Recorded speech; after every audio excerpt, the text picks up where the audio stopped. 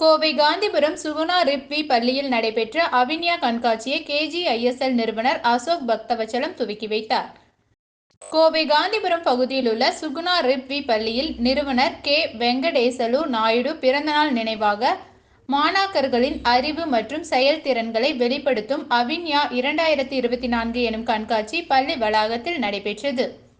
2 நாட்கள் நடைபெற உள்ள இதற்கான துவக்க விழாவில் சிறப்பு விருந்தினராக KGISL நிறுவனத்தின் நிறுவனரும் KG மருத்துவமனையின் நிர்வாக இயக்குனருமான டாக்டர் அசோக் பக்தவச்சலம் கலந்து கொண்டு குத்துவிளக்கேற்றி கண்காட்சியை துவக்கி வைத்தார். எல்லோருக்கும் வணக்கம். என்னுடைய பேர் ஆண்டனி ராஜ். நான் இந்த பள்ளியில் இயக்குனர் மற்றும் முதல்வராக இருக்கின்றேன். இன்று சுகுணா ரிப்வி பள்ளியின் கண்காட்சியானது சீரும் சிறப்புமாக நடைபெற்று கொண்டிருக்கின்றது.